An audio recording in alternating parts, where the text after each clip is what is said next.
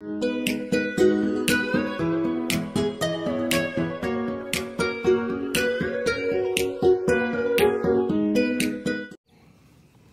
chào mọi người nha. Chào mừng trở lại với kênh của mình. Mình là An Lang Thang. Thì hôm nay mình được ông chú Việt theo ông cho hai con ghẹ nè mọi người. Vừa nó ngợp nó sắp chết rồi. Này mình thử nấu món ghẹ này hấp. Sốt tiêu xanh thử làm sao nha mọi người. Rồi, bây giờ mọi người cùng mình thực hiện luôn nha. Ghẹ giờ mình vệ sinh nó trước nha. Tắm rửa cho nó.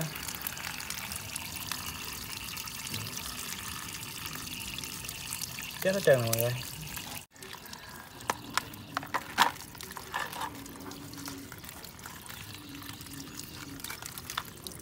Xong mình tách cái mai lên luôn nha mọi người.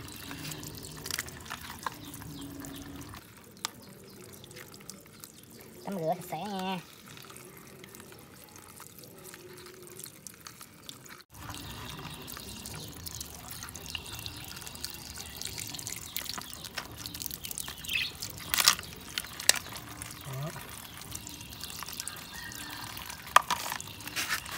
Xong mình bỏ phần này ra.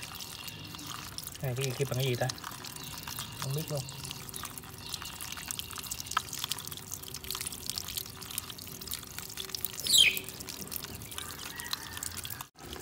Con này là con trống nè mọi người. Trống thì yếm nó vậy.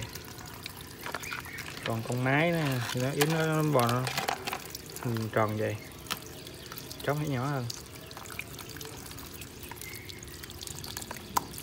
Xong.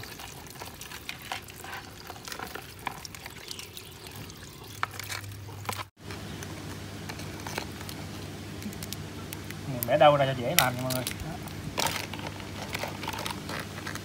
Cua trống nó ngon hơn, thịt nhiều hơn con mái. Bẻ đâu ra dễ làm. Giờ mình chiên sơ trước.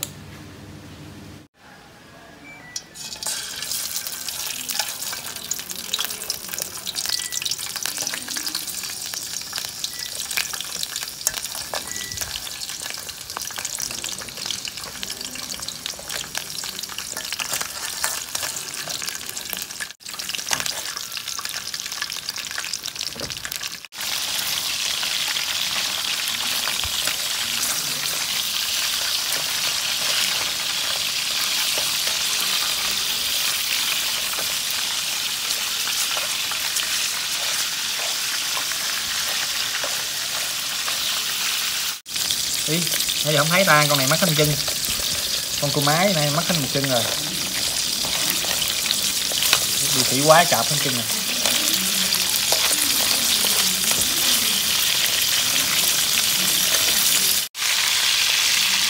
Để còn này ra. Gấp ra.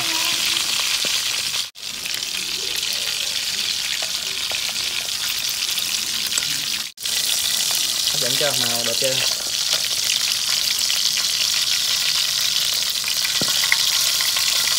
Không. Rồi, giờ mình băm tiêu đang chuẩn bị phần nước sốt nha mọi người. Đó, tiêu ăn thích cay thì bỏ nhiều, mất ít thì thích cay thì bỏ ít nha.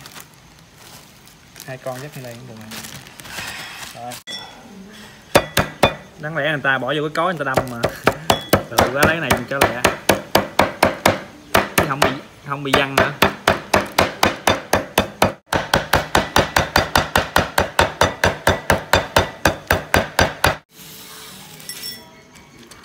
Tiêu nè, đâm dập vậy thôi, đừng đâm nhuyễn quá không ngon.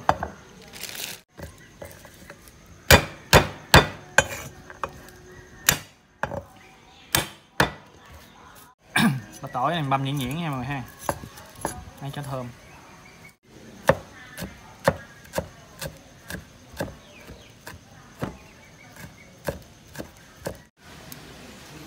Rồi giờ làm đền với sốt nha mọi người. Đầu tiên thì mình bơ thịt bơ nè, bỏ ít thôi nha mọi người để nó béo dữ lắm nha. Nói chung ai thích bé thì có thể cho nhiều thêm.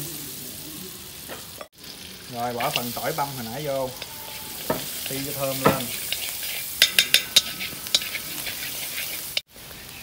nè, khoảng 2 muỗng nước tương nha mọi người.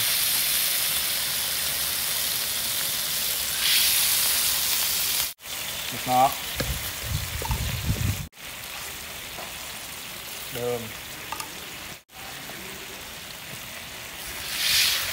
tí nước lọc,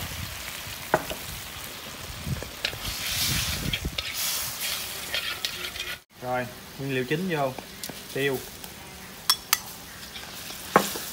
Nó lên màu đẹp liền, đen đen liền. Cũng kẹo rồi nè mọi người. Giờ bắt đầu mình cho cái phần ghẹ chiên hồi nãy vô nha.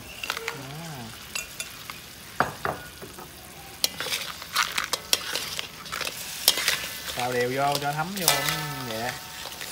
Hấp dẫn tới rồi mọi người, thơm quá.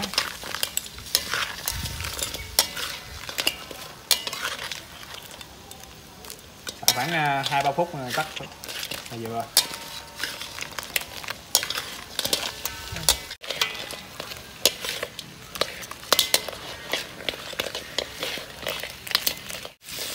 Thơm quá mọi người. Đó, cạn rồi nè.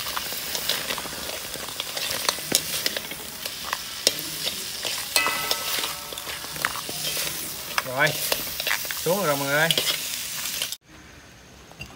Sử dụng được cái dĩa hồi nãy là cho đỡ dơ nha mọi người. Dơ quá hồi bị mẹ chửi chết. Đây. Giống ghẹ chưa?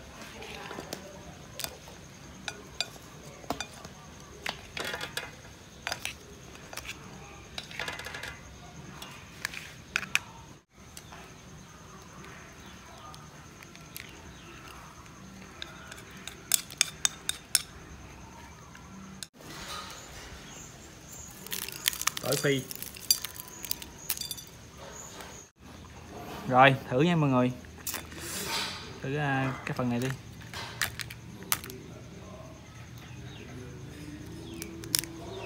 Cái mình trước thì chùm hai cái mình ha. Rồi cái ngoe đi.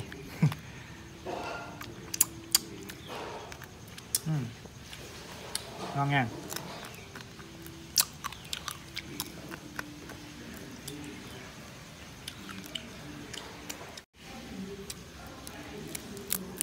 Thịt mọi người. Con này chắc thịt ghê, cái đùi nè. Mời mọi người nha. Thịt không luôn.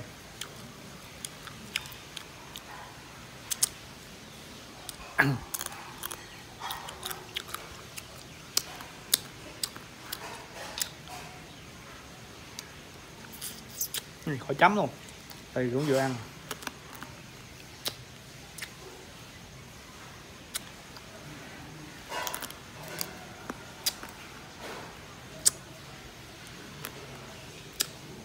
Thôi mình sẽ kết video ở đây nha mọi người. Ngon á. Bye bye, hẹn mọi người lại video tiếp theo. Subscribe đi cho tâm hồn khang